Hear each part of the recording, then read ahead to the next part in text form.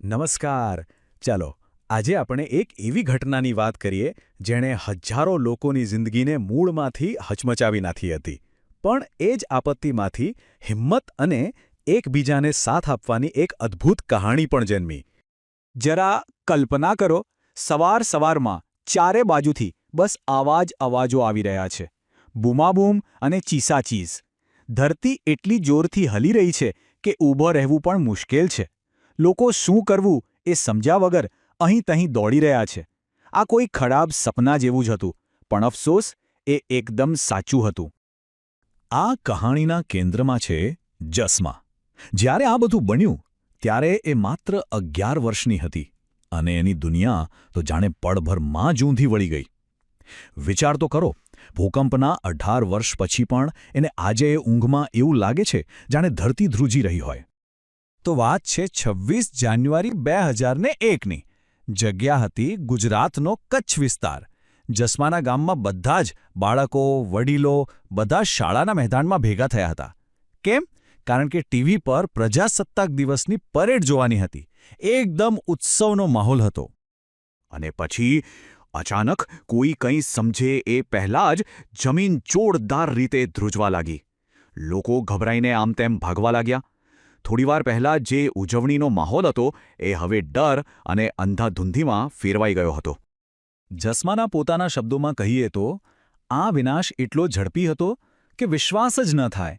જે ગામ થોડીવાર પહેલાં હસતું રમતું હતું એ હવે ફક્ત પથ્થર, માટી અને લાકડાના ઢગલામાં ફેરવાઈ ગયું હતું. બસ એ જ થોડી મિનિટોએ બધું જ બદલી નાખ્યું. હવે જેવી ધ્રુજારી અટકી ત્યારે તબાહીનું અસલી ચિત્ર સામે આવ્યું. આખું ગામ ખતમ થઈ ચૂક્યું હતું. એ સમયે લોકો ફક્ત બે જ વસ્તુ વિચારી રહ્યા હતા.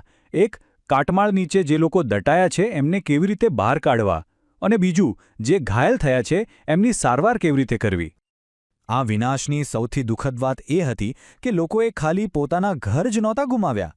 એમની આખી જિંદગી, જીવન જરૂરિયાતની દરેક વસ્તુ, કપડાં, વાસણ, અનાજ, ખાવાનું બધું જ એ કાટમાળ નીચે દબાઈ ગયું હતું. અને આંકડાઓ પાછળ છુપાયેલી છે વ્યક્તિગત વેદના. જસ્માએ પોતાના નાનાજીને ગુમાવ્યા. એની માતાનું રડવાનું બંધ જ નહોતું થતું. એમને જોઈને આખું ગામ દુઃખી અને પરેશાન હતું. લગભગ દરેક પરિવારે કોઈકને કોઈક સ્વજન ગુમાવ્યું હતું. આ તબાહી ફક્ત જસ્માના ગામ પૂરતી સીમિત નહોતી. ના, આ તો બહુ મોટા પાયે હતો. અમદાવાદ જેવા મોટા શહેરોમાંથી પણ ખરાબ સમાચારો આવવા લાગ્યા.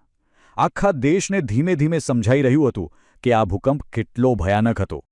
અમદાવાદ શહેરમાં શું હાલત હતી એના આંકડા જુઓ તો ખબર પડે. લગભગ 150 જેટલી ઇમારતો પડી ગઈ, જેમાં મોટા ભાગની બહુમાળી હતી. સાંજ સુધીમાં તો 250 જેટલા મૃતદેહો કાઢવામાં આવ્યા હતા અને ડર એ હતો કે હજી હજારો લોકો અંદર ફસાયેલા હોઈ શકે છે. પણ આવી ભયંકર સ્થિતિમાં સૌથી પહેલાં કોણ મદદ માટે આગળ આવ્યું? કોઈ સરકાર નહીં, કોઈ મોટી સંસ્થા નહીં, પણ પાડોશીઓ, એકબીજાનો સાથ આપવા માટે. એ સમયે જ સાચા અર્થમાં પાડોશી ધર્મ શું છે એ સમજાયું. ગામના સરપંચ, મોટા બાપુએ 1 મિનિટ પણ બગાડી નહીં. એમના ઘરને બહુ નુકસાન નહોતું થયું એટલે એમણે તરત જ પોતાના અનાજનો કોઠાર ખોલી નાખ્યો અને ગામના દરેક પરિવાર માટે ચોખા અને ઘઉં આપવાનું શરૂ કરી દીધું. અને જુઓ, આખા ગામે કેવી રીતે એક થઈને કામ કર્યું. ગામની બધી સ્ત્રીઓ ભેગી મળીને મોટા બાપુના ઘરે જ બધા માટે રસોઈ બનાવતી. ગામના ડોક્ટરે બીજા લોકોની મદદથી ઘાયલોની સારવાર કરી. અને દરેક જણ એકબીજાને બચાવવાના કામમાં લાગી ગયું. આ જ તો એકતાની તાકાત હતી. હવે થોડા દિવસો વીત્યા અને બહારથી મદદ પહોંચવાની શરૂ થઈ. પણ એની સાથે જ ગામ લોકો સામે એક મોટો સવાલ આવીને ઊભો રહ્યો. એમને એક એવો નિર્ણય લેવાનો હતો જેમના ગામનું ભવિષ્ય નક્કી કરવાનો હતો. શહેરોમાંથી વૈજ્ઞાનિકો, એન્જિનિયરો અને ઘણી બધી સંસ્થાઓ મદદ માટે આવી. એમણે ખાવાનું, દવાઓ, કપડાં અને રહેવા માટે પ્લાસ્ટિકના તંબુ જેવી જરૂરી વસ્તુઓ તો આપી જ, પણ એમનું સૌથી મોટું કામ હતું ગામને ફરીથી ઊભું કરવામાં મદદ કરવાનું. અહીંયા એક બહુ રસપ્રદ વાત બની. એક બાજુ હતા એન્જિનિયરો, જે વિજ્ઞાનની દ્રષ્ટિએ વાત કરી રહ્યા હતા કે હવે એવા ઘર બનાવો જે ભવિષ્યમાં ભૂકંપ સામે ટકી શકે.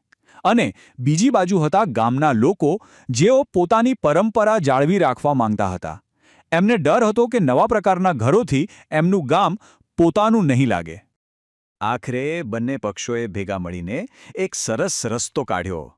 નક્કી થયું કે એન્જિનિયરો અને આર્કિટેક્ટ ગામની શાળા બનાવશે જે એકદમ મજબૂત અને સુરક્ષિત હશે અને ગામના લોકો એ નિષ્ણાતોની મદદથી પણ પોતાની પરંપરાગત રીતે પોતાના ઘર ફરીથી બનાવશે. કેટલો સુંદર સમન્વય! અને પરિણામ એમના પોતાના શબ્દોમાં જ સાંભળો. એમણે ફક્ત મકાન નહોતા બનાવ્યા, એમણે પોતાના ગૌરવ અને કલાને ફરીથી જીવંત કર્યા હતા. એમના ઘર ફરીથી એમની સંસ્કૃતિનું પ્રતીક બની ગયા, જે અંધારામાં આશાના દીવા જેવા ચમકતા હતા.